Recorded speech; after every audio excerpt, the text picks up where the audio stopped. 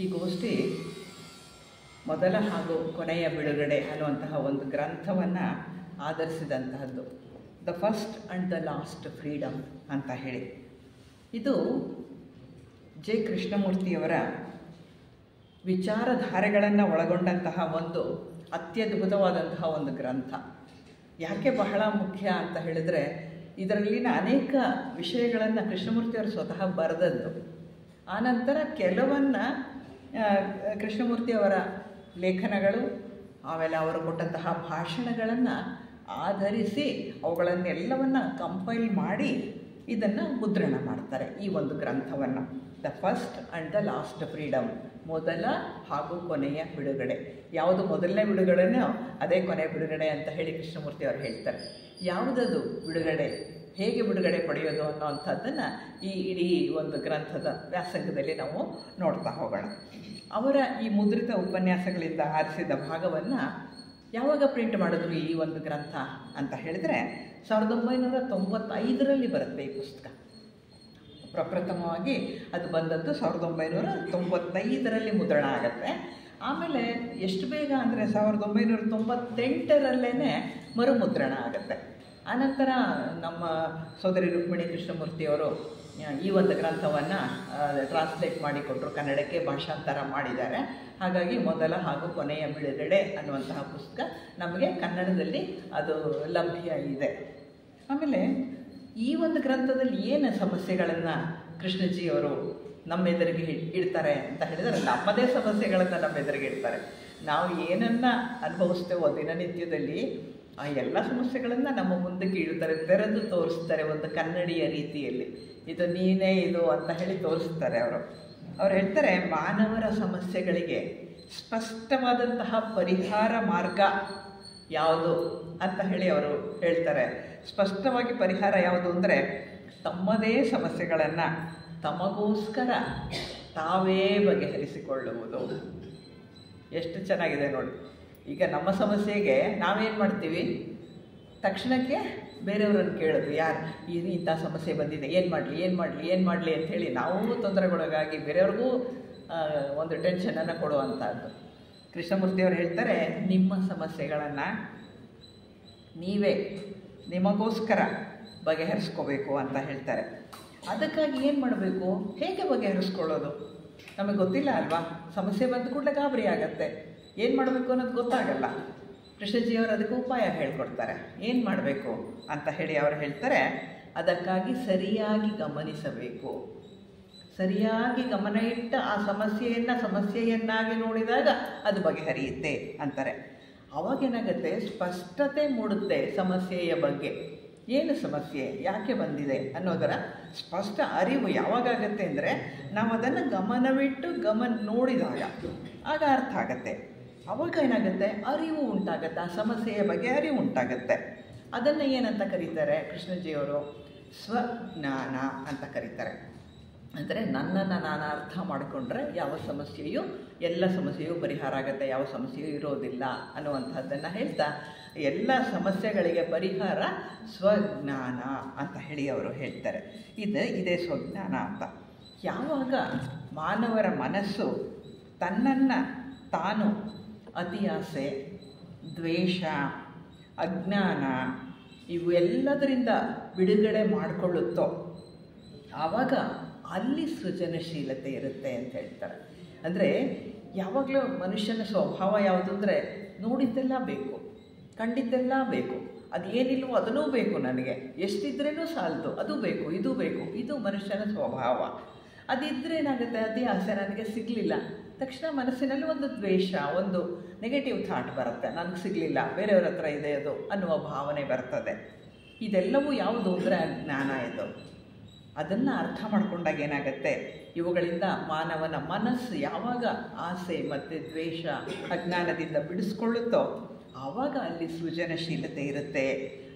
ಆವಾಗ ಆಯ್ಕೆ ರಹಿತ ಸ್ವ ಅರಿವು, ಅಂದರೆ ನನ್ನನ್ನು ನಾನು ತಿಳ್ಕೊಳ್ಳೋದು, ಅದು ತಿಳ್ಕೊಂಡಾಗ ಏನಾಗುತ್ತೆ ಅಂದರೆ ಸೃಜನಶೀಲವಾದಂತಹದ್ದು ಸತ್ಯಕ್ಕೆ ಕರ್ಕೊಂಡು ಹೋಗುತ್ತೆ. ಆ ಸತ್ಯಕ್ಕೆ ನಮ್ಮನ್ನು ಕರ್ಕೊಂಡು ಹೋಗುತ್ತೆ.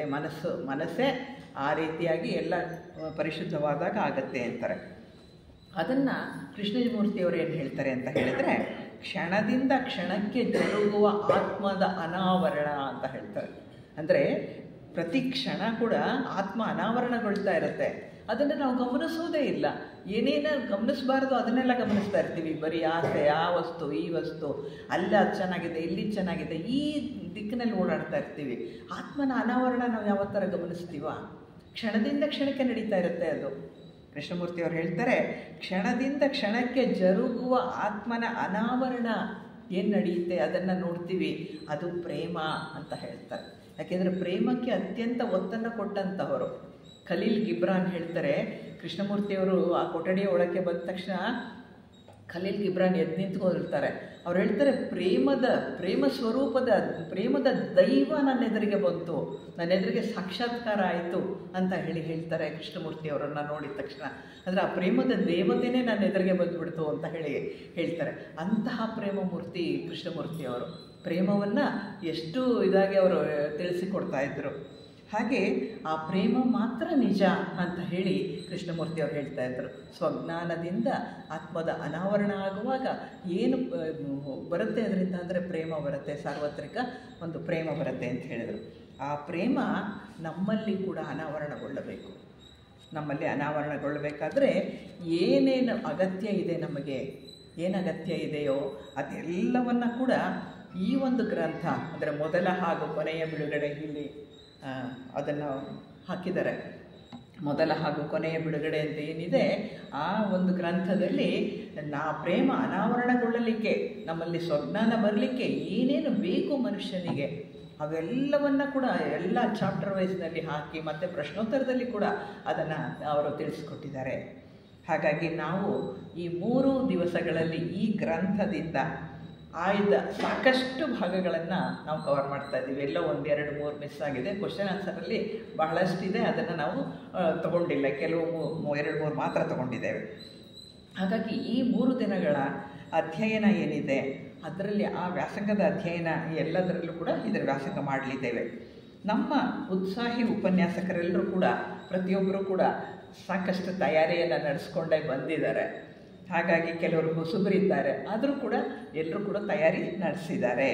ಹಾಗಾಗಿ ಎಲ್ಲರಿಗೂ ಕೂಡ ಈ 3 ದಿವಸಗಳಲ್ಲಿ ಅರಿವು ಉಂಟಾಗಲಿ ಮತ್ತು ಪ್ರೇಮ ಅರಳಲಿ ಅಂತ ಹೇಳಿ ನಾನು ತಿಳಿಸ್ತಾ ಈ 3 ದಿವಸದ ವ್ಯಾಸಂಗ ಗೋಷ್ಠಿಯನ್ನು ಉದ್ಘಾಟನೆ ಮಾಡ್ತಾ ಇದ್ದೇನೆ. ಈಗ ಕೃಷ್ಣಮೂರ್ತಿಯವರನ್ನು ಅರ್ಥ ಮಾಡ್ಕೋಬೇಕಲ್ವ. ಪ್ರಾರಂಭದಲ್ಲಿ ಕೃಷ್ಣಮೂರ್ತಿ ಅಂದರೆ ತಿಳ್ಕೊಳ್ಳೋದಲ್ಲೇ ಹೋದರೆ ನಾವು ಕೃಷ್ಣಮೂರ್ತಿಯವರ ಬೋಧೆಗಳನ್ನು ಹೇಗೆ ಅರ್ಥ ಮಾಡ್ಕೊಳ್ಳಿಕ್ಕಾಗತ್ತೆ? ಅದಕ್ಕೆ ಕೃಷ್ಣಮೂರ್ತಿ ಹೇಗಿದ್ದರು, ಅವರ ವಿಚಾರಗಳನ್ನು ಸ್ವಲ್ಪ ಮಟ್ಟಿಗೆ ತಿಳ್ಕೊಂಡ್ರೆ ನಮಗೆ ಮುಂದಕ್ಕೆ ಅವರು ಬೋಧಿಸಿದಂಥ ಸಬ್ಜೆಕ್ಟನ್ನು ತಗೊಳ್ಳಿಕ್ಕೆ ಅನುಕೂಲ ಆಗುತ್ತೆ, ಅರ್ಥ ಮಾಡ್ಕೊಳ್ಳಿಕ್ಕೆ ಅನುಕೂಲ ಆಗುತ್ತೆ. ಹಾಗಾಗಿ ನಾವೇನು ಮಾಡೋಣ ಅಂದರೆ ಕೃಷ್ಣಮೂರ್ತಿಯವರನ್ನು ಅರ್ಥ ಮಾಡ್ಕೊಳ್ಳೋದು ಹೇಗೆ ಅನ್ನೋದನ್ನು ನೋಡೋಣ. ಜಿಡ್ಡು ಕೃಷ್ಣಮೂರ್ತಿಯವರು ಈ ಹಿಂದಿನ ಶತಮಾನದಲ್ಲಿ ಆವಿರ್ಭವಿಸಿದಂತಹ ಮಹಾನ್ ಚಿಂತಕ, ಮಹಾನ್ ದಾರ್ಶನಿಕ ಮತ್ತು ಮಹಾನ್ ತತ್ವಜ್ಞಾನಿ, ಬೋಧಕ ಮತ್ತು ಶ್ರೇಷ್ಠ ಸಂವೇದನಾಶೀಲ ಆದಂತಹ ಆಧ್ಯಾತ್ಮಿಕ ಮನಸ್ಸನ್ನು ಉಳ್ಳಂತಹ ವ್ಯಕ್ತಿಯಾಗಿದ್ದರು. ಇವರು ಅತ್ಯಂತ ಸ್ವತಂತ್ರ ಚಿಂತನೆಯನ್ನು ನಡೆಸಿದಂಥವರು, ಅತ್ಯಂತ ಕ್ರಾಂತಿಕಾರಿಯಾದಂತಹ ಬೋಧಕರು. ನಾನು ಗುರು ಅಂತ ಯಾವತ್ತೂ ಹೇಳಲೇ ಇಲ್ಲ, ನನಗೆ ಶಿಷ್ಯರು ಬೇಕು ಅಂತ ಹೇಳಲೇ ಇಲ್ಲ. ಗುರು ಆಗದೆಯೇ ಎಲ್ಲ ಗುರುತ್ವವನ್ನು ತೆಗೆದುಕೊಂಡವರು ಕೃಷ್ಣಮೂರ್ತಿಯವರು. ಹಾಗಾಗಿ ಆ ಸಂವೇದನಾಶೀಲ ಆಧ್ಯಾತ್ಮಿಕ ಮನಸ್ಸುಳ್ಳ ಸ್ವತಂತ್ರ ಚಿಂತನೆಯ ಕ್ರಾಂತಿಕಾರಿ ಬೋಧಕರಾದಂತಹ ಕೃಷ್ಣಮೂರ್ತಿಯವರನ್ನು ಸ್ವಲ್ಪ ಮಟ್ಟಿಗೆ ಅರ್ಥ ಮಾಡಿಕೊಳ್ಳುವಂತಹ ಪ್ರಯತ್ನ ಮಾಡೋಣ. ಅವರ ಜನ್ಮ ಇಲ್ಲೇ ನಮ್ಮ ನೆರೆ ರಾಜ್ಯ ಆಂಧ್ರ ಪ್ರದೇಶ ಅಲ್ಲಿ ಮದನಪಲ್ಲಿಯಲ್ಲಿ ಮೇ ತಿಂಗಳ 11ನೇ ತಾರೀಕು 1895ನೇ ಇಸ್ವಿನಲ್ಲಿ ಹುಟ್ಟುತ್ತಾರೆ ಅವರು. ತಂದೆ ನಾರಾಯಣಯ್ಯನವರು, ತಾಯಿಯವರು ಸಂಜೀವಮ್ಮ ಅಂತ ಹೇಳಿ. ತಾಯಿ ಅತ್ಯಂತ ದೈವಭಕ್ತೆ, ಅತ್ಯಂತ ಶ್ರದ್ಧಾಳು, ದೇವರನ್ನು ಸದಾಕಾಲ ಬಹಳ ಪೂಜೆ ಮಾಡ್ತಿದ್ದಂತಹ, ದೇವರಲ್ಲಿಯೇ ತನ್ನ ಮನಸ್ಸನ್ನು ಇಟ್ಟಿದ್ದಂತಹ ದೈವಭಕ್ತೆ ಆಕೆ. ಅವರು 8ನೇ ಮಗುವಿಗೆ ಜನ್ಮ ನೀಡುವಾಗ ಅವ್ರು ಹೇಳ್ತಾರೆ, 8ನೇ ಮಗು ನನಗೆ ಗಂಡು ಮಗು ಆಗತ್ತೆ, ಆ ಮಗುವಿಗೆ ನಾನು ಕೃಷ್ಣ ಅಂತ ಹೆಸರಿಡ್ತೀನಿ ಅಂತ ಹೇಳಿ ಮೊದಲೇ ಹೇಳಿಬಿಟ್ಟಿರ್ತಾರೆ ಅವರು. ಅಷ್ಟೊಂದು ದೈವಭಕ್ತಿ ಆಗಿರ್ತಾರೆ ಅವರು. ಅದನ್ನು ತೀರ್ಮಾನ ಮಾಡ್ತಾರೆ. ಅದೇ ರೀತಿಯಾಗಿ ಕೃಷ್ಣಮೂರ್ತಿಯವರು ಹುಟ್ಟಿದಂತಹದ್ದು. ಹಾಗಾಗಿ ಅವರಿಗೆ ಕೃಷ್ಣಮೂರ್ತಿ ಅಂತ ಹೇಳಿ ಹೆಸರನ್ನು ಇಡ್ತಾರೆ. 8ನೇ ಶಿಶುವಾಗಿ ಹುಟ್ಟಿದರು ಅವರು. ಬಾಲಕ ಕೃಷ್ಣಮೂರ್ತಿ ತುಂಬ ಅವರ ಬಾಲ್ಯದ ಬಗ್ಗೆ ನಾವು ತಿಳ್ಕೊಳ್ಳೋಕೆ ಹೋಗೋದು ಬೇಡ. ಯಾಕೆಂದರೆ ಅವರನ್ನು ಅರ್ಥ ಮಾಡ್ಕೊಳ್ಳಿಕ್ಕೆ ಮುಂದೆ ಬಹಳ ಅಗತ್ಯವಾದಂತಹ ವಿಷಯಗಳು ತುಂಬ ಇರುತ್ತೆ. ಅವರು ಅತ್ಯಂತ ಕೃಷಕಾಯ, ಆದರೆ ಹೊಳೆಯುವ ಅತ್ಯಂತ ಸುಂದರ ಕಣ್ಣುಗಳುಳ್ಳವರು. ಆಮೇಲೆ 4 ಗೋಡೆಗಳ ಮಧ್ಯೆ ಮಗುನ ಇಟ್ಟರೆ ಇರಲ್ಲ. ಸ್ಕೂಲ್ನ ಶಾಲೆಯ ಕೊಠಡಿಯಲ್ಲಿ 4 ಗೋಡೆ ಮಧ್ಯೆ ಕೂತ್ಕೊ ನೀನು ನಾ ಹೇಳಿದ್ದೆಲ್ಲ ಕೇಳೋದ್ರೆ ಅವ್ರ ಕೈಲಾಗಲ್ಲ. ಆ ಬಾಗಿಲಿಂದ ಕಿಟಕಿಯಿಂದ ಹೊರಗಡೆಯ ಪರಿಸರವನ್ನು ನೋಡುವುದು, ಪ್ರಕೃತಿಯನ್ನು ನೋಡುವುದು, ಹೋಗ್ತಾ ಇರುವಂತಹ ಚಲಿಸುವ ಮೋಡಗಳನ್ನು ನೋಡೋದು, ಸುಳಿದಾಡ್ತಾ ಇರುವಂತಹ ಗಾಳಿಯನ್ನು ಗಮನಿಸುವುದು, ಬರೀ ಇಂಥದ್ದೇ ಅವರಲ್ಲಿ ಇದ್ದಂತಹದ್ದು. ಪ್ರಕೃತಿ ಪ್ರೇಮಿ ಅಂತ ಹೇಳ್ಬೋದು. ಸದಾಕಾಲ ಮೋಡಗಳ ಚೆಲುವು, ಗಾಳಿಗೆ ತೂಗಾಡೋ ಮರ ಗಿಡ ಬಳ್ಳಿ, ಸಾಲಾಗಿ ಹಾರುವ ಪಕ್ಷಿಗಳನ್ನು ನೋಡಿದ್ರಂತೂ ಅವರಿಗೆ ಬಹಳ ಆನಂದ ಆಗ್ತಾಯಿತ್ತು. ಹಾಗಾಗಿ ಸಾಲಾಗಿ ಚಲಿಸೋ ಇರುವೆ ಗೂಡಿನ ಮುಂದೆ ಕೂತ್ಕೊಂಡು ಎಷ್ಟು ಹೊತ್ತಾದರೂ ಇರುವೆಯನ್ನು ಗಮನಿಸೋರಂತೆ. ಅಷ್ಟೊಂದು ಇಷ್ಟ ಎಲ್ಲವನ್ನ ಪ್ರಕೃತಿಯನ್ನು ನೋಡೋದು ಅಂದರೆ ಇಷ್ಟ. ಅದರಲ್ಲೇ ಮಗ್ನನಾಗುವ ಮನಸ್ಸಿನ ಪುಟ್ಟ ಬಾಲಕ ಕೃಷ್ಣಮೂರ್ತಿಯವರು. ಈ ಹುಡುಗ 10 ವರ್ಷಕ್ಕೆ ಬಂದಾಗ ತಾಯಿ ತೀರ್ಕೊಂಡು ಬಿಡ್ತಾರೆ. ತಾಯಿ ತೀರ್ಕೊಂಡ ನಂತರ ಕೂಡ ಕೃಷ್ಣಮೂರ್ತಿಯವರು ಅನೇಕ ಸಲ ತಮ್ಮ ತಾಯಿಯನ್ನು ಭೇಟಿ ಮಾಡಿರ್ತಾರೆ. ಬೇರೆ ಇದರಲ್ಲಿ ಅವರು ಭೇಟಿ ಮಾಡಿರ್ತಾರೆ. ಆನಂತರ ತಂದೆ ಅವ್ರು ರಿಟೈರ್ ಆದ ನಂತರ ನಾರಾಯಣಯ್ಯನವರು ಏನು ಮಾಡ್ತಾರೆ, ಅನಿಬೆಸೆಂಟ್ ಇದ್ದಂತಹ ಕಾಲ ಅಡಿಯಾರ್ನಲ್ಲಿ. ಆವಾಗ ಬಂದವರು ನಾನು ಇಲ್ಲಿ ಕೆಲಸ ಮಾಡ್ಕೊಂಡಿರ್ತೀನಿ, ನನಗೊಂದು ಮನೆ ಕೊಡಿ ಅಂತ ಹೇಳಿ ಕೇಳ್ತಾರೆ. ಇಲ್ಲಿ ಬಂದು ಅಡಿಯಾರ್ನಲ್ಲಿ ನೆಲೆಸ್ತಾರೆ. ಸಾಯಂಕಾಲದೊತ್ತು ಕೃಷ್ಣಮೂರ್ತಿಯವ್ರಿಗೆ ನಿತ್ಯಾನಂದ ಕೃಷ್ಣಮೂರ್ತಿಯ ತಮ್ಮ, ಇವರಿಗೆಲ್ಲ ಏನು ಅಂತ ಖುಷಿ ಕೊಡೋ ವಿಷಯ ಅಂತಂದರೆ, ಅಡಿಯಾರ್ಗೆ ಅವರು ಬಂದು ನೆಲೆಸಿದ್ದು ದಿನ ಸಾಯಂಕಾಲ ಕಡಲಿನಲ್ಲಿ ಅಂದರೆ ಸಮುದ್ರದಲ್ಲಿ ಈಜಬಹುದು ಅನ್ನೋದು. ಸ್ಕೂಲ್ಗೆ ಹೋಗ್ತೀನಿ ಅದಿಲ್ಲ, ಈ ಕಡಲಿನಲ್ಲಿ ಈಜಬಹುದು, ಮರಳಿನಲ್ಲಿ ಆಟಾಡ್ಬೋದು ಅನ್ನೋದು ಅವರಿಗೆ ಬಹಳ ಖುಷಿ ಕೊಟ್ಟಂತಹ ವಿಷಯ. ಹಾಗಾಗಿ ಈಜು ಹೊಡೆಯೋದು ಅವರ ಹವ್ಯಾಸ ಆಗಿತ್ತು. ಒಂದು ದಿವಸ ಸೋದರ ಲೆಡ್ಬಿಟರ್ ಈ ಬೀಚ್ನಲ್ಲಿ ಓಡಾಡ್ತಾ ಇದ್ದಾಗ ಕೃಷ್ಣಮೂರ್ತಿಯನ್ನು ಗಮನಿಸ್ತಾರೆ. ಗಮನಿಸಿ ಎಂತಹ ತೇಜಸ್ವಿ ಬಾಲಕ, ಕೃಷಕಾಯ ಆದರೂ ಕೂಡ ಅತ್ಯಂತ ತೇಜಸ್ವಿ, ಅದರ ಜೊತೆಗೆ ಅತ್ಯಂತ ನಿಸ್ವಾರ್ಥವಾದಂತಹ ಮನಸ್ಸು, ಸಂಪೂರ್ಣ ನಿಸ್ವಾರ್ಥತೆ, ನಾನು ಅನ್ನುವ ಲವಲೇಶವೂ ಇಲ್ಲದಂತಹ ಕೃಷ್ಣಮೂರ್ತಿಯನ್ನು ನೋಡ್ತಾರೆ ಅವರು. ನೋಡಿ ಆ ತೇಜಸ್ವಿ ಪ್ರಭಾವಲಯವನ್ನು ನೋಡ್ತಾರೆ. ಯಾಕೆಂದರೆ ಲೆಡ್ಬಿಟರ್ಗೆ ದಿವ್ಯ ದೃಷ್ಟಿ ಇರೋದು ನಮಗೆ ಗೊತ್ತಿರುವಂಥ ವಿಷಯ. ಹಾಗಾಗಿ ಅವರೇನು ಮಾಡ್ತಾರೆ, ಈ ಮಗುವನ್ನು ಗುರುತಿಸಿ ಇವರನ್ನು ಮತ್ತು ಇವರ ತಮ್ಮ ನಿತ್ಯಾನಂದ ಇಬ್ಬರನ್ನು ಅನಿಬೆಸೆಂಟ್ರಿಗೆ ಪರಿಚಯ ಮಾಡಿಕೊಡ್ತಾರೆ. ನೋಡಿ ಈ ಮಕ್ಕಳು ಹೀಗಿದ್ದಾರೆ, ತುಂಬ ಇದಾಗಿದ್ದಾರೆ, ಇವರು ನಿಸ್ವಾರ್ಥವಾದಂತಹದ್ದು, ಅದರಲ್ಲೂ ಈ ಹುಡುಗ ಅಂತ ಹೇಳಿ ಕೃಷ್ಣಮೂರ್ತಿಯನ್ನು ತೋರಿಸ್ತಾರೆ. ಆಗ ಅವರು ಮತ್ತು ಬೆಸೆಂಟ್ ಅವರು ಮಾತಾಡಿ ಈ 2 ಮಕ್ಕಳನ್ನು ದತ್ತು ತೆಗೆದುಕೊಳ್ತಾರೆ. ಅದೆಲ್ಲ ಕಥೆಯೆಲ್ಲ ನಡೆದಂಥ ಘಟನೆಗಳು ಬರೋ ಅಂಥ ವಿಷಯ. ಆಮೇಲೆ ಇದರಲ್ಲಿ ಇಂಗ್ಲೆಂಡಕ್ಕೆ ವಿದ್ಯಾಭ್ಯಾಸವನ್ನು ಕೊಡಿಸ್ತಾರೆ. ಆವಾಗ ತೀರ್ಮಾನ ಮಾಡ್ತಾರೆ, ಮುಂದೆ ವಿಶ್ವಗುರು ಆಗುವಂತಹವರೇ ಇವರು, ಆ ಒಂದು ವಿಶ್ವಗುರು ಇವರಲ್ಲಿ ಬೋಧೆಯನ್ನು ಕೊಡ್ತಾರೆ ಅಂತ ಹೇಳಿ ಅವರು ತೀರ್ಮಾನ ಮಾಡಿ ಅವ್ರನ್ನ ಆ ರೀತಿಯಲ್ಲಿ ಮುತುವರ್ಜಿಯಿಂದ ಕೃಷ್ಣಮೂರ್ತಿಯನ್ನು ನಿತ್ಯಾನಂದನನ್ನು ಬೆಳೆಸ್ತಾರೆ ಅನಿಬೆಸೆಂಟ್ ಅವರು. ಕೃಷ್ಣಮೂರ್ತಿ ತುಂಬ ಸಂವೇದನಾಶೀಲರಾಗಿ ಬೆಳೀತಾರೆ. ತುಂಬ ಸಂವೇದನಾಶೀಲರು ಅವರು. ಅವರಲ್ಲಿ ಒಂದು ಆಂತರಿಕ ಪರಿವರ್ತನೆ ನಡೀತಾ ಇರುತ್ತೆ. ಅಂದರೆ ಎಲ್ಲ ಮಕ್ಕಳಂತೆ ಅಲ್ಲ, ಎಲ್ಲ ಇದರಂತೆ ಅಲ್ಲ. ಆಟದಲ್ಲಿ ಬಹಳ ಮುಂದೆ, ಪಾಠದಲ್ಲಿ ಬೇಕಿಲ್ಲ, ಅವರಿಗೆ ಕೂತು ಕಲಿಯುವಂತಹದ್ದು ಬೇಕಿಲ್ಲ. ಆದರೆ ಎಷ್ಟು ಸಂವೇದನಾಶೀಲ ಅಂದರೆ ಪ್ರತಿಯೊಂದಕ್ಕೂ ಪ್ರತಿಕ್ರಿಯಿಸುವಂತಹ ಒಂದು ಸಂವೇದನಾಶೀಲತೆ ಇತ್ತು ಅವರಲ್ಲಿ. 1922ರಿಂದ 23ನೇ ಇಸ್ವಿನಲ್ಲಿ ಇದು ಕೃಷ್ಣಮೂರ್ತಿಯವರ ಜಾಗೃತಿಯ ಕಾಲ ಅಂತ ಹೇಳಬೇಕು. ಅಲ್ಲಿ ತುಂಬ ಅತೀತದ ಅನುಭವಗಳನ್ನು ಅವರು ಅನುಭವಿಸ್ತಾರೆ. ತುಂಬ ಅತೀತಗಳನ್ನು ಅನುಭವ ಅವ್ರಿಗಾಗ್ತಾ ಇರುತ್ತೆ.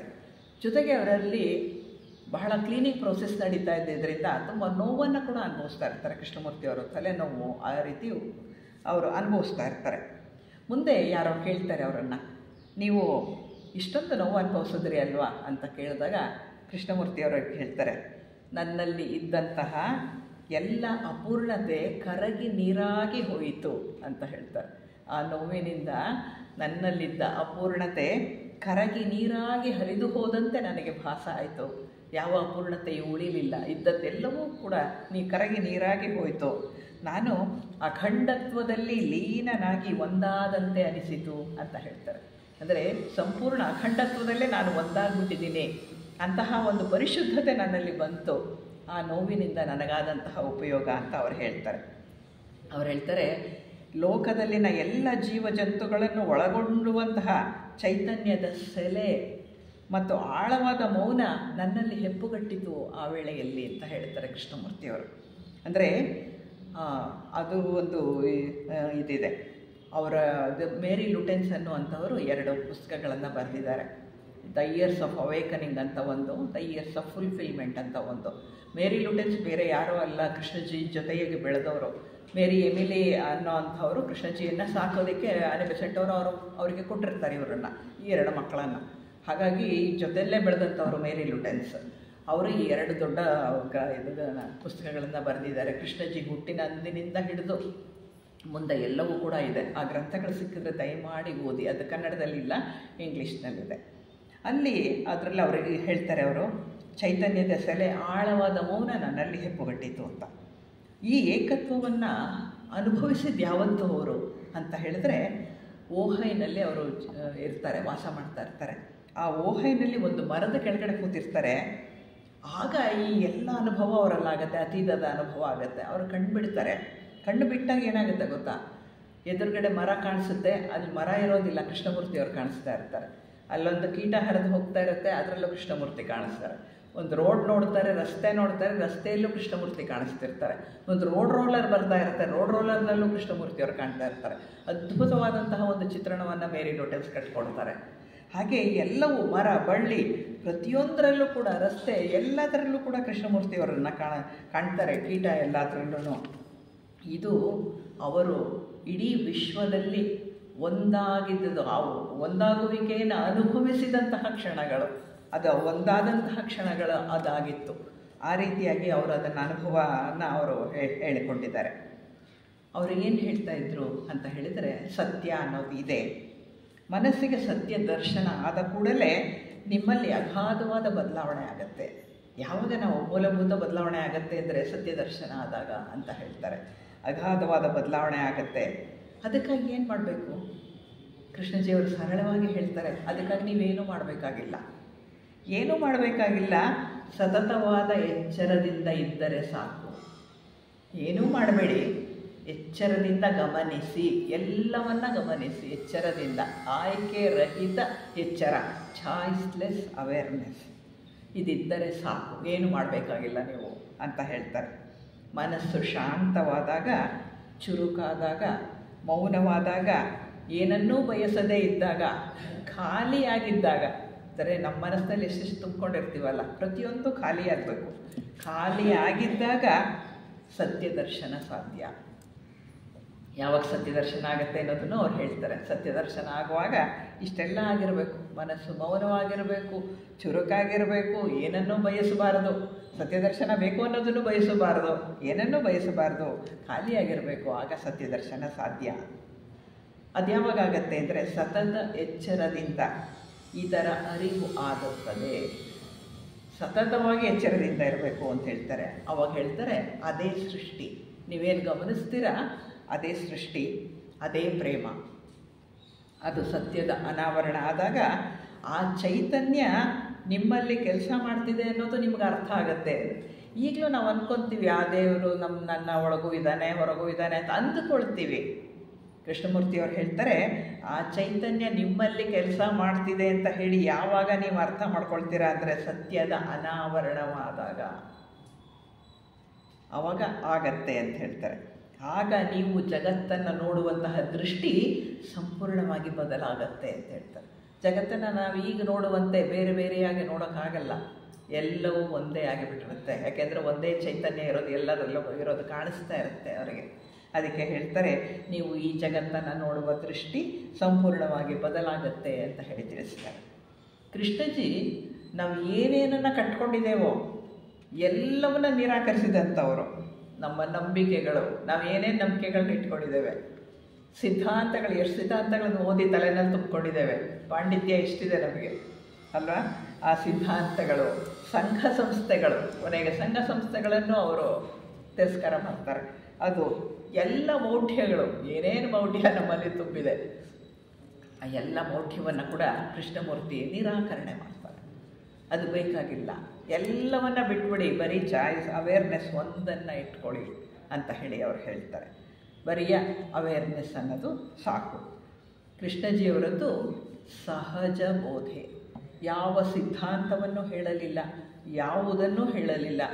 ಅತ್ಯಂತ ಸಹಜವಾಗಿ ಒಬ್ಬ ಮನುಷ್ಯ ತನ್ನನ್ನು ತಾನು ಹೇಗೆ ನೋಡ್ಕೋಬೇಕು ಅನ್ನೋದನ್ನು ತೋರಿಸ್ಕೊಟ್ರು.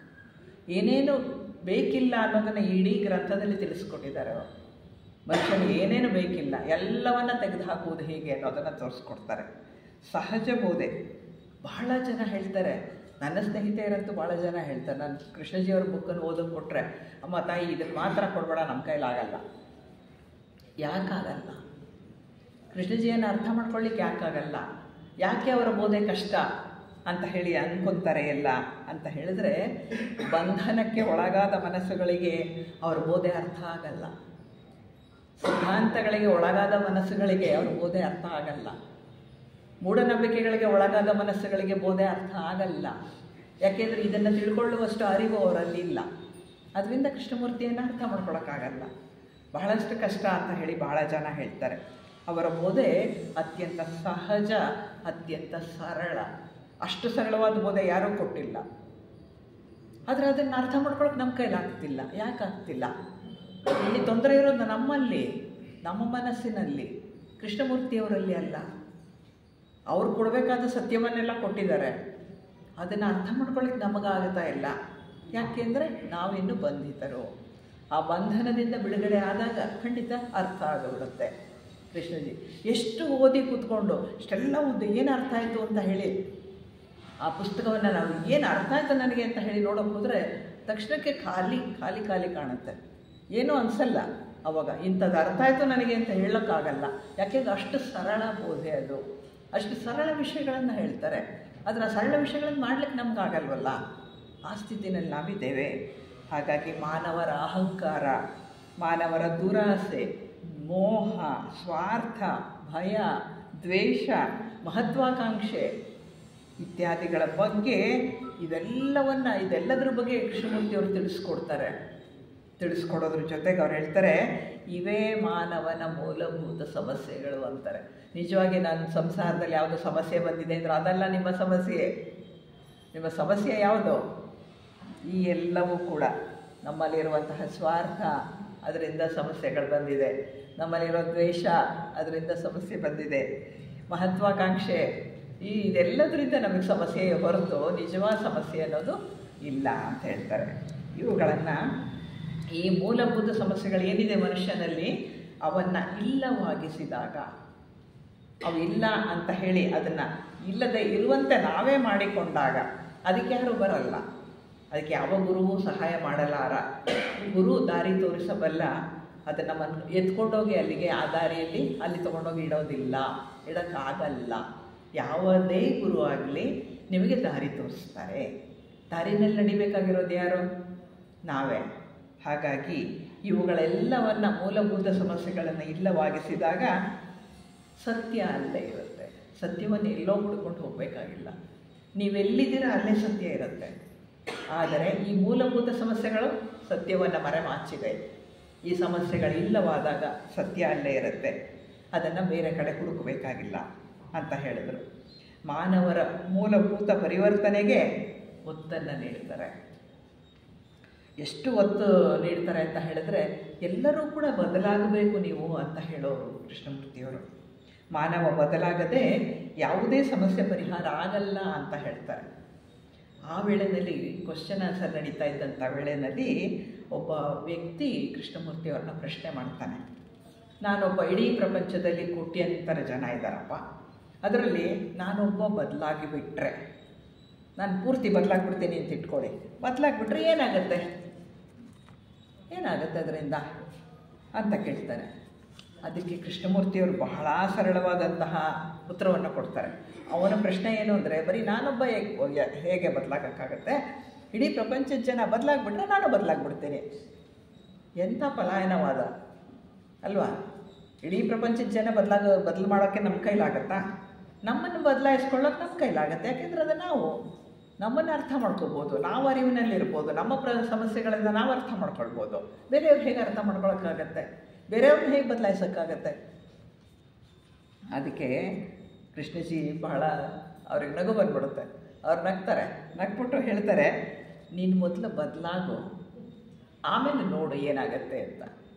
ಬದಲಾಗದೆಯೇ ನೀನು ಪ್ರಪಂಚದ ಜನ ಸರಿ ಇಲ್ಲ, ಅವ್ರು ಬದಲಾಗಲ್ಲ, ಅವರೆಲ್ಲ ಬದಲಾದಾಗ ನಾನು ಆಗ್ತೀನಿ ಅಂತ ಹೇಳಿ ತಪ್ಪಿಸ್ಕೊಳ್ಳೋದು ಬೇಡ. ಬದಲಾಗಿ ನೋಡಿ, ಆವಾಗ ನಿಮಗೆ ಗೊತ್ತಾಗತ್ತೆ ಏನು ಅಂತ ಹೇಳ್ತಾರೆ. ಹಾಗೆ ಯಾವ ಹಂತಕ್ಕೆ ನಾವು ಅವರನ್ನು ಅರ್ಥ ಮಾಡ್ಕೊಳ್ಬೇಕು ಅಂತಂದರೆ, ನಾವು ಎಷ್ಟು ಬೆಳೆದಿದ್ದೀವೋ ಅಷ್ಟು ಮಟ್ಟಕ್ಕೆ ಕೃಷ್ಣಜಿ ನಮ್ಗೆ ಅರ್ಥ ಆಗ್ತಾ ಹೋಗ್ತಾರೆ. ಪೂರ್ತಿಯಾಗಿ ಕೃಷ್ಣಮೂರ್ತಿನ ಅರ್ಥ ಮಾಡ್ಕೊಳಕ್ಕಾಗಲ್ಲ. ಕೃಷ್ಣಜಿನೇ ಒಂದು ಕಡೆ ಪ್ರಶ್ನೋತ್ತರದಲ್ಲಿ ಹೇಳ್ತಾರೆ, ಏನು ಹೇಳ್ತಾರೆ ಅಂದರೆ, ಇದು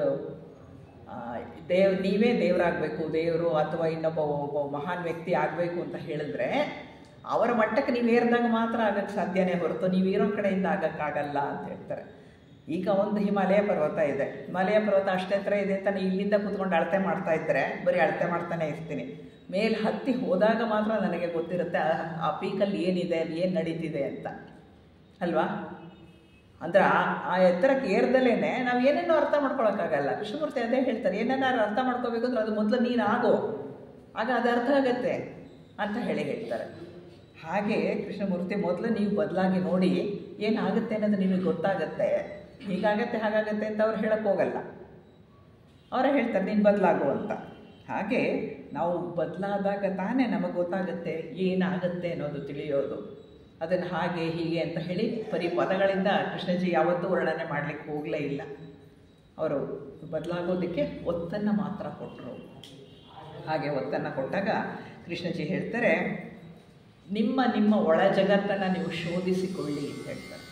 ಬೇರೆ ಏನನ್ನೂ ಶೋಧನೆ ಮಾಡೋದು ಬೇಡ, ನಿಮ್ಮ ಒಳ ಜಗತ್ತನ್ನು ಶೋಧಿಸ್ಕೊಳ್ಳಿ. ಅಂದರೆ ನಮ್ಮ ಒಳಭಾಗ, ನಮ್ಮ ಮನಸ್ಸಿದೆಯಲ್ಲ, ಅದೊಂದು ಜಗತ್ತಿನ ಥರ, ಅದೊಂದು ಪ್ರಪಂಚದ ತರಹ ಏನೆಲ್ಲ ವಿಷಯಗಳನ್ನು ಅದು ತುಂಬಿ ತುಂಬಿ ತುಂಬಿ ಇಟ್ಕೊಂಡಿದೆ. ನಮ್ಮ ಕಾರಣ ಶರೀರದ ಭರ್ತಿಯಾಗೋಗಿದೆ, ತುಂಬಿಸಿಟ್ಕೊಂಡಿದ್ದೀವಿ, ನಾವು ಇನ್ನೂ ತುಂಬ್ತಾನೆ ಇರ್ತೀವಿ.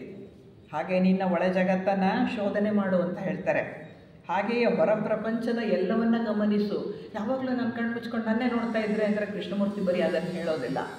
ಅವ್ರು ಹೇಳ್ತಾರೆ, ಹೊರ ಜಗತ್ತನ್ನು, ಪ್ರಪಂಚದಿಂದ ಏನೇನಾಗುತ್ತಿದೆ ಅನ್ನೋದನ್ನು ಗಮನಿಸಿ ನೋಡು, ಹೊರ ಪ್ರಪಂಚವನ್ನು ಗಮನಿಸು, ನಿನ್ನ ಒಳಗನ್ನು ಕೂಡ ನೀನು ಅರ್ಥ ಮಾಡ್ಕೋ ಅಂತ ಹೇಳ್ತಾರೆ ಕೃಷ್ಣಜಿಯ. ಹಾಗೆ ಎಲ್ಲವನ್ನ ಅದು ಇರುವುದನ್ನು ಇರುವ ಹಾಗೆ ನೋಡುವಂತಹ ಕಣ್ಣನ್ನು ಕೃಷ್ಣಮೂರ್ತಿಯವರು ಕೊಡ್ತಾರೆ ನಮಗೆ.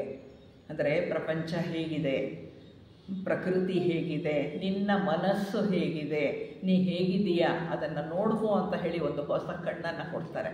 ನಮ್ಮನ್ನೇ ನೋಡುವಂತಹ ಒಂದು ಕಣ್ಣನ್ನು ಕೊಡ್ತಾರೆ. ನಮ್ಮದನ್ನೇ ವಿಷಯಗಳನ್ನು ಕೇಳಿಸಿಕೊಳ್ಳುವಂತಹ ಹೊಸ ಕಿವಿಯನ್ನು ಕೃಷ್ಣಮೂರ್ತಿಯವರು ಕೊಡ್ತಾರೆ. ಅಂದರೆ ಎಲ್ಲ ಹೊಸದಾಗಿ ನಮ್ಮ ಕಡೆಗೆ ತಿರುಗಿಸಿ ತೋರಿಸ್ತಾರೆ ಅವರು.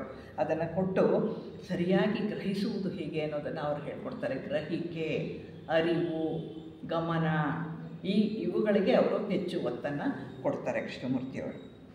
ಅವರ ಬೋಧೆ ಕಾಲಾತೀತವಾದದ್ದು. ಕಾಲ ಅನ್ನೋದು ಅದಕ್ಕಿಲ್ವೇ ಇಲ್ಲ, ಕಾಲಾತೀತವಾದಂತಹ ಬೋಧೆ. ಮುಂದಿನ 6ನೆಯ ಮಹಾವಂಶಕ್ಕೆ ಅತ್ಯಂತ ಸಹಕಾರಿಯಾದಂತಹ ಬೋಧೆ. ಆದರೆ ಮುಂದೆ ಭಗವಾನ್ ಬುದ್ಧರಾಗುವಂತಹ, ಆದರೆ ಈಗ ಜಗದ್ಗುರುಗಳಾಗಿರುವಂತಹ ಮೈತ್ರೇಯ ಮಹರ್ಷಿಗಳ ಬೋಧೆ ಕೃಷ್ಣಮೂರ್ತಿಯವರಿಂದ ಹರಿದು ಬಂದದ್ದು. ಮೈತ್ರೇಯ ಮಹರ್ಷಿಗಳು ತಮ್ಮ ಅವತಾರಕ್ಕಾಗಿ ಕೃಷ್ಣಮೂರ್ತಿಯವರ ದೇಹವನ್ನು ಆಯ್ಕೆ ಮಾಡಿಕೊಂಡಿದ್ದಾರೆ ಅಂತ ಹೇಳಿ ಆ ಕಾಲದಲ್ಲಿ ಥಿಯೋಸಾಫಿಕಲ್ ಸೊಸೈಟಿಗಳಲ್ಲಿ ಹಬ್ಬಿದಂತಹ ಒಂದು ವಿಷಯ. ಮೈತ್ರೇಯ ಮಹರ್ಷಿಗಳು ಇವರು ಮುಖಾಂತರ ವ್ಯಕ್ತವಾಗುತ್ತಾರೆ ಅಂತ ಹೇಳಿ ಅದು ಥಿಯೋಸಾಫಿಸ್ಟರ ನಂಬಿಕೆ ಆಗಿತ್ತು. ಈ ಬಗ್ಗೆ ಒಬ್ಬರು ಪ್ರಶ್ನೆ ಮಾಡ್ತಾರೆ ಕೃಷ್ಣಮೂರ್ತಿಯವರನ್ನ, ನಿಮ್ಮ ಮುಖಾಂತರ ಮೈತ್ರೇಯ ಮಹರ್ಷಿಗಳು ಪ್ರಕಟ ಆಗ್ತಾರೆ ಅಂತ ನಮಗೆ ಗೊತ್ತಿದೆ ಅಂತ ಹೇಳಿದಾಗ ಕೃಷ್ಣಮೂರ್ತಿಯವರು ನಕ್ಬಿಡ್ತಾರೆ. ನಕ್ಬಿಟ್ಟು ಏನು ಹೇಳ್ತಾರೆ ಗೊತ್ತಾ ಅವರು, ಮೈತ್ರೇಯರು ಒಂದು ವೇಳೆ ಹಾಗೆ ಕಾಣಿಸಿಕೊಂಡರೆ ಅದು ಅವ್ಯಕ್ತವಾದ ಆಕಾಶವೇ ಕಾಣಿಸಿಕೊಂಡಂತೆ. ಅದು ಅವ್ಯಕ್ತವಾಗಿರುವಂತಹ ಆಕಾಶ ಇದೆಯಲ್ಲ, ಅದೇ ವ್ಯಕ್ತವಾಗಿಬಿಟ್ಟಂತೆ ಆಗಿಬಿಡುತ್ತೆ, ಅದು ಸಾಧ್ಯ ಇಲ್ಲ ಅಂತ ಹೇಳ್ತಾರೆ. ಆದರೆ ಅವರ ತತ್ವ ಏನಿದೆ, ತತ್ವದ ಸಾರವೆಲ್ಲವೂ ಕೂಡ ಅವರ ಟೀಚಿಂಗ್ಸ್ ಪ್ರಕಟಗೊಳ್ಳುತ್ತೆ ಅಂತಾರೆ. ಅಂದರೆ ನನ್ನ ಮುಖಾಂತರ ಅಂತ ಕೂಡ ಅವ್ರು ಹೇಳೋದಿಲ್ಲ ಕೃಷ್ಣಮೂರ್ತಿಯವರು. ಅವ್ರು ಹೇಳ್ತಾರೆ, ಅವ್ಯಕ್ತವಾದ ಆಕಾಶ ವ್ಯಕ್ತವಾದಂತೆ ಅದು ಆಗಲ್ಲ, ಆದರೆ ಆ ಮಹರ್ಷಿಗಳ ಬೋಧೆ ಏನಿದೆ, ಆ ಟೀಚಿಂಗ್ಸ್ ಏನಿದೆ ಅದು ವ್ಯಕ್ತವಾಗತ್ತೆ ಅಂದರು. ಅಂದರೆ ಕೃಷ್ಣಮೂರ್ತಿಯವರು ಟೀಚಿಂಗ್ಸ್ ನನ್ನ ಮುಖಾಂತರ ಬರ್ತಿದೆ ಅನ್ನೋದನ್ನು ಒಪ್ಕೊಳ್ತಾರೆ, ಅದನ್ನು ಹಂಗೆ ಡೈರೆಕ್ಟಾಗಿ ಹೇಳಲ್ಲ ಅವರು.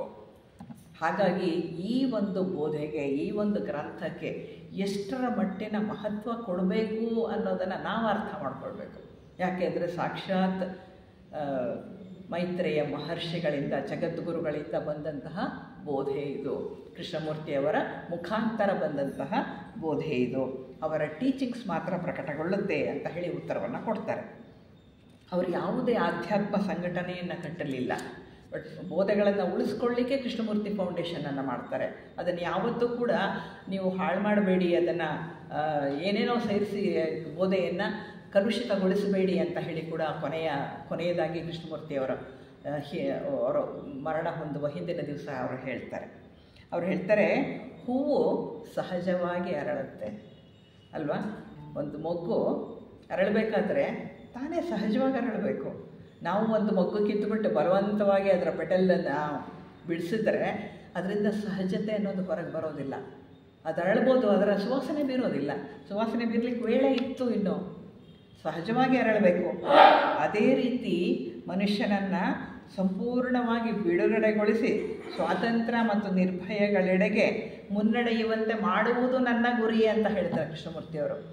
ಯಾವ ರೀತಿ ಹೂವು ಅರಳುತ್ತೋ, ತಾನೇ ತಾನಾಗಿ ಅರಳಿ ಸುವಾಸನೆ ಬೀರುತ್ತೋ, ಅದೇ ರೀತಿ ಪ್ರತಿ ಮನುಷ್ಯ ಕೂಡ ಸಂಪೂರ್ಣವಾಗಿ ಬಿಡುಗಡೆಗೊಳ್ಳಬೇಕು, ಸ್ವತಂತ್ರ ನಿರ್ಭಯತೆಯಿಂದ ಮುನ್ನಡಿಬೇಕು.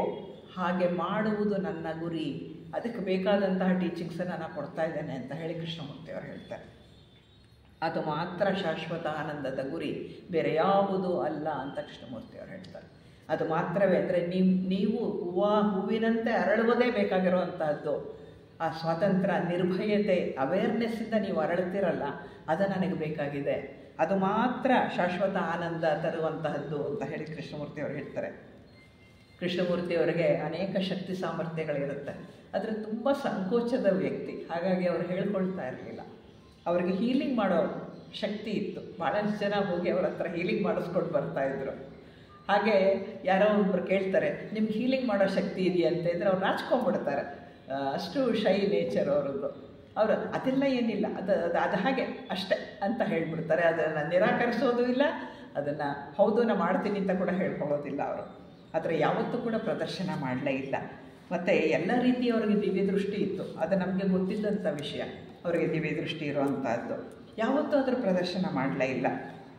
ಆದರೆ ಒಂದು ಸರ್ತಿ ಅಡಿಯಾರಿಗೆ ಅವರು ಬಂದಾಗ, ನಾವೆಲ್ಲ ಅಲ್ಲೇ ಇದ್ದಾಗ, ಅವರು ಶಾಂತಿವನದ ಹತ್ರ ಹೋದಾಗ ಅವ್ರು ಹೇಳ್ತಾರೆ, ಇಲ್ಲಿ ಏನೋ ಇದ್ದಂತಹದ್ದು ಇಲ್ಲಿ ಇಲ್ಲ, ಅದನ್ನು ಬ್ಲಾಡ್ಸ್ಕಿ ಅಮ್ಮವರು ಹಾಕ್ಸಿದ್ರು, ವಜ್ರ ಮುತ್ತು ಅದೆಲ್ಲ ಅದನ್ನು ಇದನ್ನು ಮಾಡಿ ಮಂತ್ರ ಹಾಕಿ ಇಟ್ಟಿದ್ರು, ಅದು ಇಲ್ಲ ಈಗ ಅಂತ ಹೇಳ್ತಾರೆ.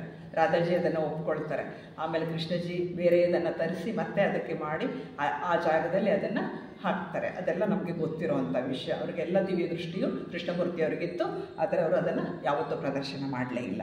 ನಾವು ಎದುರಿಗೆ ನೋಡಿದಂತಹ ಇದು, ಅವರ ಅಡಿಯಾರಿಗೆ ಬಂದಾಗ, ಗಿಡ ನೆಟ್ಟಾಗ ನಾವು ನಮ್ಮ ಮಕ್ಕಳು ಬಹಳಷ್ಟು ಜನ, ನಾವು ಕರ್ನಾಟಕದವರು ಅಲ್ಲೇ ಇದ್ವಿ, ಅವರು ಸುತ್ತ ನಿಂತಿದ್ವಿ.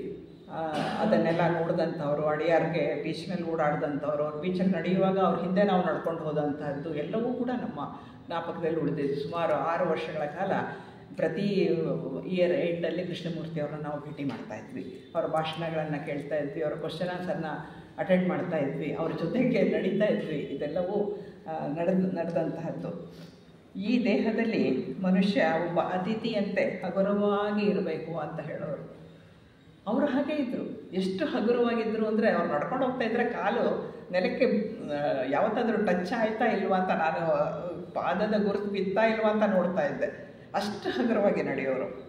ಅವ್ರು ಹೇಳ್ತಾರೆ, ಈ ದೇಹದಲ್ಲಿ ಮನುಷ್ಯ ಒಬ್ಬ ಅತಿಥಿಯಂತೆ ಹಗುರವಾಗಿರಬೇಕು. ಒಬ್ಬ ಅತಿಥಿಗೆ ನಂದು ಅಂತ ಭಾವನೆ ಇರೋದಿಲ್ಲ, ಯಾವಾಗಿದ್ರೂ ಹೊರಟೋಗುವಂಥದ್ದೇ ಅಲ್ವಾ.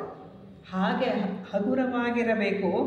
ಸಮಯ ಬಂದಾಗ ಸಪ್ಪಳ ಮಾಡದೆ ಸರಿದು ಬಿಡಬೇಕು. ಎಷ್ಟು ಅಪ್ಯಾಯಮಾನವಾದಂತಹ ವಾಕ್ಯಗಳು ಇದು ಅಂತ ಹೇಳಿದ್ರೆ, ಅವ್ರು ಹೇಳ್ತಾರೆ, ಸಮಯ ಬಂದಾಗ ಚೂರು ಗಲಾಟೆ ಗದ್ದಲ ಬೇಡ, ಸರಳವಾಗಿ ಸರಿದು ಬಿಡಿ ಅಂತ ಹೇಳ್ತಾರೆ. ಅಂದರೆ ಶರೀರವನ್ನು ಅಷ್ಟು ಸುಲಭವಾಗಿ ಬಿಡಬಹುದು ಅಂತ ಹೇಳಿ ಕೃಷ್ಣಮೂರ್ತಿಯವರು ಹೇಳ್ತಾರೆ. ಸರಳವಾಗಿ ಸರಿದು ಬಿಡಬೇಕು ಅಂತ ಹೇಳ್ತಾರೆ. ಇದು ಮರಣದ ಬಗ್ಗೆ ಅವರು ಕೊಟ್ಟಂತಹ ಒಂದು ಸಂದೇಶ. ಅವರನ್ನು ನೋಡಿದ್ರೆ ಗೊತ್ತಾಗ್ತಿತ್ತು ಅವರು ಎಷ್ಟು ಹಗುರವಾಗಿ ನಡೀತಿದ್ರು ಅಂತ ಹೇಳಿ. ಹಗುರವಾಗಿಯೇ ಶರೀರದಲ್ಲಿ ಬದುಕಿದ್ರು ಅವರು ತಮ್ಮ ಅಷ್ಟು ಹಗುರವಾಗಿ ನಡೀತಾ ಇದ್ರು ಅಂದರೆ ಅದೇ ಹೇಳ್ದಲ್ಲ, ಕಾಲು ತಗಲ್ತೋ ಇತ್ತೋ ಇಲ್ವೋ ಅನ್ನೋದು ನನಗೆ ಗೊತ್ತೇ ಆಗ್ತಾ ಇರಲಿಲ್ಲ ಅಂತ ಸದಾ ಯೋಚನೆ ಮಾಡ್ತಿದ್ದೆ. ಅಡಿಯಾರ್ ಬೀಚಲ್ಲಿ ಅವ್ರ ಹಿಂದೆ ನಾವು ಮಕ್ಕಳು ಎಲ್ಲ ಹೋಗುವಾಗ ಅವ್ರ ಹೆಜ್ಜೆಗಳನ್ನು ಹಿಂಬಾಲಿಸೋದು, ಆ ಹೆಜ್ಜೆಗಳಲ್ಲಿ ಎಷ್ಟು ಪಾದ ಊರಿದ್ದಾರೆ ಅದನ್ನು ನೋಡೋದೇ ನಮಗೊಂದು ಕೆಲಸ. ಹಾಗಾಗಿ ಅವರ ಏನು ಬದಲಾದರೂ ಅವ್ರ ವಾಕಿಂಗ್ ಟೈಮ್ ಬದಲಾಗ್ತಿರಲಿಲ್ಲ. ಹಾಗಾಗಿ ನಾವು ಮುಂಚೆನೇ ಹೋಗೋದು, ಯಾಕೆಂದರೆ ಅವ್ರನ್ನ ನೋಡಬೇಕಲ್ಲ. ಅದಕ್ಕಾಗಿ ಹೋಗಿ ಅಲ್ಲಿ ಮರಳು ದಿಬ್ಬದಲ್ಲಿ ಕೂತಿರೋದು, ಅವ್ರು ಬರ್ತಾರೆ ಅಂತ. ಅವ್ರು ಬರೋರು, ಅವ್ರ ಹಿಂದೆ ನಾವು ಹೋಗೋದು. ಈ ರೀತಿ ನಡೀತಾ ಇತ್ತು. ನಾವು ಬೀಚ್ಗೆ ತಡ ಮಾಡಿ ಹೋದರೆ ಅವ್ರು ಇರ್ತಾ ಇರಲಿಲ್ಲ, ಹೊರಟೋಗಿರ್ತಾಯಿದ್ರು. ಅದಕ್ಕಾಗಿ ಬಹಳ ಮುಂಚೆನೇ ಹೋಗಿ ಕಾಯೋದು. ಈ ಅನುಭವ ನಮಗೆ ದೊರೆತಿದ್ದು ನಮ್ಮ ಥಿಯೋಸಾಫಿಕಲ್ ಸೊಸೈಟಿಯ ಮುಖಾಂತರ ಅನ್ನೋದು ನಾವು ಮರೆಯೋ ಹಾಗಿಲ್ಲ. ಈ ಸಂಸ್ಥೆಗೆ ಸೇರಿ ಅದರಿಂದ ನಾವು ಅಡಿಯಾರಿಗೆ ಪ್ರತಿ ಕನ್ವೆನ್ಷನ್ಗೆ ಹೋಗುವಾಗ ನಮಗೆ ಇವ್ರು ಸಿಗ್ತಾಯಿದ್ರು 80ರಿಂದ 86 ತನಕ. ಹಾಗಾಗಿ ನಮ್ಮ ಸಂಸ್ಥೆಯಿಂದನೇ ನಮಗೆ ಅವರನ್ನು ನೋಡುವ, ಅವರನ್ನು ಒಂದು ಚೂರಾದರೂ ಅರ್ಥ ಮಾಡಿಕೊಳ್ಳುವ ಒಂದು ಅವಕಾಶ ಸಿಕ್ಕಿದ್ದೇ ಅಡಿಯಾರಿನ ಸೊಸೈಟಿಯಲ್ಲಿ. ಅವ್ರು ಬಂದು ಗಿಡ ನೆಟ್ಟಾಗ ಬಹಳ ಖುಷಿಪಟ್ಟರು, ನಮ್ಮ ಮಕ್ಕಳನ್ನು ಎತ್ಕೊಂಡಿದ್ರು. ಇದೆಲ್ಲವೂ ಕೂಡ ನಡೆದಂತಹ ಮರೆಯಲಾರದ ಘಟನೆಗಳು. ಕೃಷ್ಣಜಿಯವರು ಪ್ರತಿಯೊಬ್ಬರಿಗೂ ಹೇಳಿದ್ದೇನು ಅಂತ ಹೇಳಿದ್ರೆ, ನಿನ್ನನ್ನು ನೀನು ನಂಬು, ಬೇರೆಯವರನ್ನಲ್ಲ. ನಿನ್ನನ್ನು ನೀನು ನಂಬು. ನಿನ್ನ ಜ್ಞಾನ ನಿನ್ನ ಒಳಗೆ ಇದೆ, ಹೊರಗಡೆ ಅಲ್ಲ. ನಿನ್ನ ಜ್ಞಾನ ನಿನ್ನ ಒಳಗೆ ಇದೆ. ಸದಾಕಾಲ ಅರಿವಿನಿಂದ ಇರು. ಬೇರೆ ಯಾವುದಕ್ಕೂ ಸಹ ಅಂಟಿಕೊಳ್ಳಬೇಡ, ಯಾವುದಕ್ಕೂ ಅಂಟ್ಕೊಬೇಡ, ಶರೀರಕ್ಕೆ ಅಂಟ್ಕೊಬೇಡ ಅಂತ ಹೇಳಿದ್ರು. ಇನ್ನು ಹೆಸರು, ಕುಲ, ಗೋತ್ರ ಯಾವುದಕ್ಕೆ ಅಂಟ್ಕೊಳ್ಳೋದಿದೆ? ಯಾವುದೂ ಇಲ್ಲ. ನಮ್ಮದು ಅಂತ ಏನೂ ಇಲ್ಲ. ಬರಬೇಕು, ಸರಿದು ಹೋಗಬೇಕಷ್ಟೆ. ಅದಕ್ಕೆ ಆ ವೇಳೆಯಲ್ಲಿ ಇರುವ ವೇಳೆಯಲ್ಲಿ ಏನನ್ನು ಗಳಿಸ್ಬೇಕು? ಅರಿವನ್ನು ಗಳಿಸ್ಬೇಕು. ಆ ಅರಿವು ಒಂದೇ ನಮ್ಮದಾಗಿ ಉಳಿಯುವಂಥದ್ದು, ಕಾನ್ಷಿಯಸ್ನೆಸ್, ಅದು ಮಾತ್ರ. ಹಾಗಾಗಿ ಯಾವುದಕ್ಕೂ ಅಂಟಿಕೊಳ್ಳಬೇಡ, ಯಾವುದೇ ಬಂಧನ ಬೇಡ. ಇರುವುದನ್ನು ಇರುವ ಹಾಗೆ ನೋಡು, ಅಲ್ಲೇ ಜ್ಞಾನ ಇದೆ.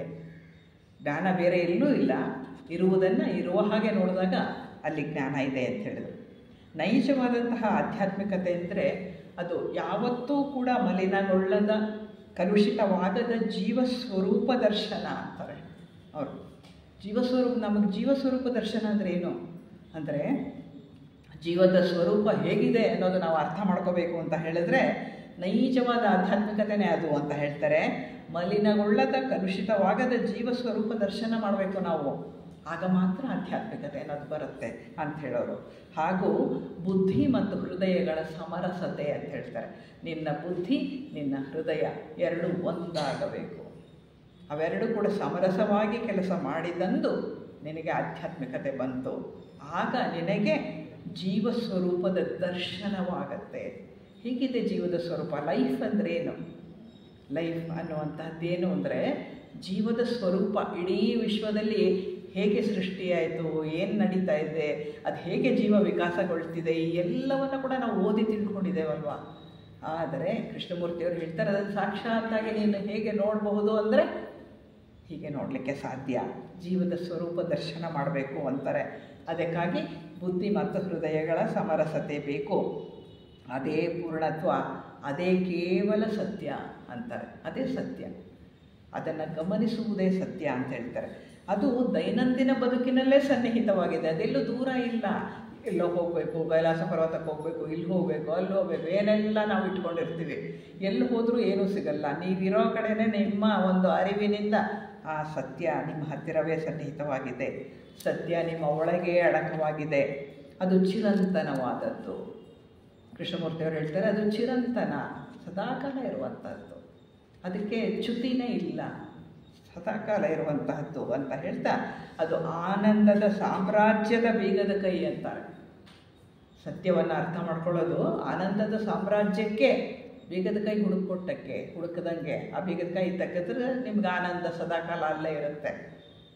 ಆ ಬೀಗದ ಕೈ ಎಲ್ಲಿದೆ, ಎಲ್ಲಿ ಹುಡ್ಕೋಣ ಬೀಗದ ಕೈ ಅಂತ ಹೇಳಿದ್ರೆ ಎಲ್ಲೂ ಇಲ್ಲ, ನಿಮ್ಮೆಲ್ಲರ ಒಳಗೆ ಇದೆ ಅದು ಬೀಗದ ಕೈ ಅಂತಾರೆ. ಸತ್ಯದ ಸಾಮ್ರಾಜ್ಯ ಆನಂದದ ಸಾಮ್ರಾಜ್ಯಕ್ಕೆ ಎಂಟ್ರಿ ಎಲ್ಲಿ ಅಂದರೆ ನಮ್ಮ ಒಳಗೆ. ಆ ಬೇಗದ ಕೈ ನಮ್ಮ ಒಳಗೆ ಇದೆ. ಅದಕ್ಕಾಗಿ ಏನು ಬೇಕು? ಬೇಗದ ಕೈ ಯಾವುದು? ಅರಿವು. ಅರಿವು ಅನ್ನುವುದೇ ಬೇಗದ ಕೈ. ಆ ಅರಿವು ಬೇಕು. ಹೇಗೆ ಬರುತ್ತೆ ಅರಿವು? ಆ ಅರಿವಿಗಾಗಿ ತಹತಹಿಸಬೇಕು ಅಂತಾರೆ ಕೃಷ್ಣಮೂರ್ತಿಯವರು. ತಹತಹ ಪಡಬೇಕಂತೆ, ಅರಿವು ನನಗೆ ಬೇಕು ಅಂತ ಹೇಳಿ ತಹತಹಿಸಿದಾಗ ಅರಿವು ಅಲ್ಲಿರುತ್ತೆ ಅಂತ ಹೇಳ್ತಾರೆ. ಆಗ ಏನಾಗುತ್ತೆ ಅರಿವು ಬಂದಾಗ ಅಂತ ಕೃಷ್ಣಮೂರ್ತಿಯವರು ಹೇಳ್ತಾರೆ, ಆಗ ನೀವೇ ಬೆಳಕಾಗ್ಬಿಡ್ತೀರಾ, ಬೇರೆ ಏನೂ ಆಗಲ್ಲ, ನೀವೇ ಬೆಳಕಾಗ್ಬಿಟ್ಟಿರ್ತೀರ ಅಂತ ಹೇಳ್ತಾರೆ. ಬೆಳಕಾಗ್ತೀರಾ ಅನ್ನುವಂತಹ ಸತ್ಯ ಅದೇ. ಯಾವುದು ಸತ್ಯ? ನೀವು ಬೆಳಕಾಗುವುದೇ ಸತ್ಯ. ಅದಕ್ಕೆ ಬೇಕಾದ ಅರಿವಿನ ಬೇಗದ ಕೈ ನಿಮ್ಮೊಳಗೆ ಇದೆ. ಆ ಬೇಗದ ಕೈ ತೆಗೀರಿ, ಸತ್ಯ ಅಲ್ಲೇ ಇದೆ, ಆನಂದದ ಸಾಮ್ರಾಜ್ಯ ಅಲ್ಲೇ ಇದೆ. ಅದಕ್ಕೆ ಬೇಗದ ಕೈ ಅರಿವು, ಅದು ನಿಮ್ಮೊಳಗೆ ಇದೆ, ಬೇರೆ ಎಲ್ಲೂ ಇಲ್ಲ ಅನ್ನೋದನ್ನು ಹೇಳ್ತಾರೆ. ಆ ಸತ್ಯವನ್ನು ಕೃಷ್ಣಮೂರ್ತಿಯವರು ಸ್ಪಷ್ಟವಾಗಿ ತಿಳಿಸಿಕೊಡ್ತಾರೆ ನಮ್ಮೆಲ್ರಿಗೂ. ಆನಂದದ ಸಾಮ್ರಾಜ್ಯವನ್ನು ಯಾರು ಬೇಕಾದರೂ ಹೋಗಿ, ಇಲ್ಲೇ ಬೇಗದ ಕೈ ನಿಮ್ಮೊಳಗೆ ಇದೆ, ಅದನ್ನು ಅವರು ಅರಿವು ಅಂತ ಹೇಳಿ ತೋರಿಸ್ಕೊಟ್ಟಿದ್ದಾರೆ. ಹೀಗೆ ಕೃಷ್ಣಮೂರ್ತಿಯವರು ನಮ್ಮೆಲ್ಲರ ನಡುವೆನೇ ಇದ್ದರು. ಆದರೂ ಕೂಡ ಸ್ವತಂತ್ರವಾಗಿ, ಸಂವೇದನಾಶೀಲರಾಗಿ, ನಿರ್ಮೋಹಿಯಾಗಿ, ಸದಾ ಸತ್ಯ ಸ್ವರೂಪವಾಗಿ, ಅರಿವಿನ ಸ್ವರೂಪವಾಗಿಯೇ ಜೀವಿಸಿದ್ರು. ಒಂದೇ ಒಂದು ಸರ್ತಿ ಅವ್ರಿಗೆ ಮುಟ್ಟಬೇಕು ಅಂತ ಆಸೆ. ಅವ್ರ ಕಾಲಿಗೆ ನಮಸ್ಕಾರ ಮಾಡಿದ್ರು, ಅವ್ರು ತಿರುಗಿ ನಮಸ್ಕಾರ ಮಾಡಿಬಿಡ್ತಾಯಿದ್ರು. ಒಂದು ಸರ್ತಿ ರಾಧಾಜಿ ಮನೆಗೆ ಅವರು ಬ್ರೇಕ್ಫಾಸ್ಟ್ ಮಾಡಲಿಕ್ಕೆ ಅಂತ ಕರೆದಿದ್ದಾಗ ಅವ್ರು ಬರ್ತಾರೆ. ಬಂದಾಗ ರಾಧಾಜಿ ಮನೆ ಅಡುಗೆ ಅವಳು ಏನು ಮಾಡ್ತಾಳೆ, ಹೋಗಿ ಕೃಷ್ಣಜಿಯವ್ರ ಕಾಲಿಗೆ ಬೀಳ್ತಾಳೆ. ಅವ್ರೇನು ಮಾಡ್ತಾರೆ, ತಿರುಗಿ ಅವಳು ಕಾಲಿಗೆ ಬೀಳ್ತಾರೆ. ಅಯ್ಯೋ ಇವ್ರ ಕಾಲಿಗೆ ಬಿದ್ದುಬಿಟ್ರಲ್ಲ ಅಂಥೇಳಿ ಅವಳು ಮತ್ತೆ ಕಾಲಿಗೆ ಬೀಳ್ತಾಳೆ. ಅವ್ರು ಮತ್ತೆ ಕಾಲಿಗೆ ಬೀಳ್ತಾರೆ. ಅಯ್ಯೋ ಇದು ಹೀಗೆ ನಡೀತಾ ಇರುತ್ತೆ. ರಾಧಾಜಿಗೆ ತಡ್ಕೊಳಕ್ಕಾಗಲ್ಲ, ಓಡ್ ಬಂದು ಅಡುಗೆ ಅವಳನ್ನು ತಪ್ಕೊಂಡ್ಬಿಡ್ತಾರೆ, ಮತ್ತೆ ಅವಳು ಕಾಲಿಗೆ ಬೀಳದಂಗೆ. ಅವಾಗ ಅದು ನಿಲ್ಲತ್ತೆ, ಆ ಸರಣಿ ನಿಲ್ಲತ್ತೆ. ಅದು ನಮಗೆ ಗೊತ್ತು. ಈ ಕೃಷ್ಣಜಿನ ಹೇಗೆ ಮುಟ್ಟೋದು? ಹತ್ತಿರ ಬಂದಾಗ ಒಂದು ಸಲ ಸ್ವಲ್ಪ ಹೀಗೆ ಮುಟ್ಟುವ ಒಂದು ಸೌಭಾಗ್ಯ ನಂಗೆ ಸಿಕ್ತು, ಅಷ್ಟೇ. ಅದೊಂದು ಏನಂತ ಹೇಳಲಿ ಗೊತ್ತಿಲ್ಲ ನನಗೆ. ಆ ಅರಿವನ್ನು, ಕಾನ್ಷಿಯಸ್ನೆಸ್ಸನ್ನು ಮುಟ್ಟೋಕ್ಕೆ ಬರೀ ಕೈಯಲ್ಲಿ ಅವರ ಸ್ಥೂಲ ಶರೀರವನ್ನು ಮುಟ್ಟಲಿಕ್ಕೆ ಸಾಧ್ಯ ಆಯಿತು. ಹೀಗೆ ಕೃಷ್ಣಜಿ ನಮ್ಮೆಲ್ಲರ ನಡುವೆ ಒಂದು ನಡೆದಾಡುವಂತಹ ಒಂದು ಅರಿವಿನ ಕಾನ್ಷಿಯಸ್ನೆಸ್ಸಿನ ಸ್ವರೂಪವಾಗಿ ಇದ್ದಂಥವರು. ಅವರ ಅರಿವಿನ ಸ್ವರೂಪವಾಗಿಯೇ ಜೀವಿಸಿದ್ರು. ಯಾಕೆ ಬಂದಿದ್ದರು ಅವರು ಗೊತ್ತಾ? ಇಡೀ ಮಾನವತೆಯ ಪ್ರಜ್ಞೆಯನ್ನು ಒಂದು ಹೆಜ್ಜೆ ಮುಂದೆ ತಗೊಂಡು ಹೋಗಲಿಕ್ಕೆ ಬಂದಿದ್ದರು. ಇಡೀ ಮಾನವತೆ ಅಂದರೆ ಹ್ಯೂಮನ್ ಕಾನ್ಷಿಯಸ್ನೆಸ್ ಅಂತ ಏನಿದೆ, ಅದು ಒಂದು ಹೆಜ್ಜೆ ಮುಂದಕ್ಕೆ ಹೋಯಿತು ಪ್ರಗತಿಯಲ್ಲಿ. ಆ ಕೆಲಸ ಮಾಡಿದ್ದು ಕೃಷ್ಣಮೂರ್ತಿಯವರು. ಅದು ಅವರ ಕೆಲಸ. ಮಾನವರ ಪ್ರಜ್ಞೆಯನ್ನು ಒಂದಷ್ಟು ಮೇಲೆತ್ತಲಿಕ್ಕೆ ಸಾಧ್ಯ ಆಯಿತು. ಅವರ ಬೋಧೆಯ ಪ್ರಭಾವ ಈ ಸಂಸರಣೆಯನ್ನು ಒಂದು ಹೆಜ್ಜೆ ಮುಂದಕ್ಕೆ ಸಾಗಿಸಿತು. ಆ ಪ್ರಯತ್ನ ಮಾಡಿದ್ರು ಕೃಷ್ಣಮೂರ್ತಿಯವರು. ಎಲ್ಲರೂ ಅರಿವಿನಿಂದ ಮುಂದೆ ಬನ್ನಿ, ಎಲ್ಲರೂ ಮಾನವಾತೀತರಾಗಬಹುದು ಅನ್ನುವಂತಹದ್ದನ್ನು, ಆ ಭರವಸೆಯನ್ನು ಅವರು ಕೊಟ್ಟರು. ಆನಂದದ ಬೇಗದ ಕೈ, ಅದಕ್ಕೆ ಬೇಗದ ಕೈ ಇದೆ ಅಂತ ಹೇಳಿ ತೋರಿಸ್ಕೊಟ್ರಂಥವರು. 1986 ಫೆಬ್ರವರಿ 17ನೇ ತಾರೀಕು ಅವರು ಸ್ಥೂಲ ದೇಹವನ್ನು ಬಿಡ್ತಾರೆ. ಅವರು ಬಿಡುವಾಗ ಅದಕ್ಕೆ ಮುಂಚೆ ಹಿಂದಿನ ದಿವಸ ಅವರ ಸ್ನೇಹಿತರ ಜೊತೆಗೆ ಇರ್ತಾರೆ. ಅವತ್ತು ತುಂಬ ಸುಸ್ತಾಗಿರ್ತಾರೆ ಕೃಷ್ಣಮೂರ್ತಿಯವರು. ಅವ್ರನ್ನ ವೀಲ್ಚೇರಲ್ಲಿ ಕೂರಿಸ್ಕೊಂಡು ಹೊರಗೆ ಕರ್ಕೊಂಡು ಹೋಗುವಂತಾರೆ. ಆ ಗಿಡ, ಮರ, ಹೈನಲ್ಲೆಲ್ಲವನ್ನು ನೋಡ್ತಾರೆ.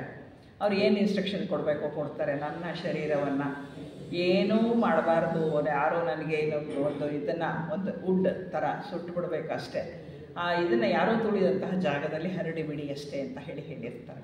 ಆದರೆ ಒಂದೇ ಒಂದು ಅವ್ರು ಕೇಳಿಕೊಳ್ಳೋದು, ನನ್ನ ಬೋಧೆ ಅಂದರೆ ಈ ಬೋಧೆ ಏನಿದೆ, ನನ್ನ ಮುಖಾಂತರ ಬಂದಂತಹ ಬೋಧೆಯನ್ನು ಭ್ರಷ್ಟಗೊಳಿಸಬೇಡಿ ಅಂತ ಹೇಳ್ತಾರೆ, ಭ್ರಷ್ಟ ಮಾಡಬೇಡಿ ಅಂತ ಹೇಳ್ತಾರೆ. ಹೀಗೆ ಅವರ ಪವಿತ್ರ ಸಾನ್ನಿಧ್ಯ 86ರಿಂದ ನಮಗಿಲ್ಲ, ಸಿಗಲಿಕ್ಕೆ ಸಾಧ್ಯ ಇಲ್ಲ. ಅವರ ಶರೀರ ಇಲ್ಲ, ಅವರ ಪವಿತ್ರ ಸನ್ನಿಧಿ ನಮಗೆ ಸಾಧ್ಯ ಇಲ್ಲ. ಆದರೆ ಅವರ ಅಮರವಾದಂತಹ ಬೋಧೆ ಏನಿದೆ ಅದು ನಮ್ಮ ಹತ್ರ ಇದೆ, ನಮ್ಮೆಲ್ಲರ ಹತ್ರ ಇಟ್ಕೊಳ್ಳಿಕ್ಕೆ ಸಾಧ್ಯ ಉಂಟು. ಪ್ರಿಂಟ್ ಆಗಿದೆ, ಅನೇಕ ಕ್ಯಾಸೆಟ್ಗಳಿದೆ, ಅನೇಕ ಗ್ರಂಥಗಳಿದೆ, ಸಾಕಷ್ಟು ಗ್ರಂಥಗಳು ಇದೆ ಅವರದ್ದು. ಇದಿದೆ, ಮಾತುಕತೆಗಳು ಎಲ್ಲದೂ ಇದೆ. ಅವರ ಬೋಧೆ ಉಳಿದಿದೆ. ಆ ಪವಿತ್ರ ಬೋಧೆ ಚಾಯ್ಸ್ಲೆಸ್ ಅವೇರ್ನೆಸ್ ಅಂತ, ಅದನ್ನು ಆಯ್ಕೆ ಇಲ್ಲದ ಸತತ ಎಚ್ಚರ. ನಮ್ಮ ಈ ಒಂದು ಜಗದ್ಗುರು ಬೋಧಿಸಿದಂತಹ ಬೋಧೆಯನ್ನು ಅರ್ಥ ಮಾಡ್ಕೊಳ್ಬೇಕಾದ್ರೆ ನಾವು ಕೂಡ ಸತತ ಎಚ್ಚರದಿಂದ ಇರಬೇಕಾಗತ್ತೆ. ಅದು ನಮ್ಮ ಆದ್ಯ ಕರ್ತವ್ಯ. ಅವರ ಬೋಧೆ ಭೂಮಾನಂದಕ್ಕೆ ಪ್ರವೇಶ ಅಂತ ಹೇಳಿ ವೀರಭದ್ರಾಚಾರ್ಯ ಜ್ಞಾಪಿಸ್ಕೊಳ್ಳೋರು.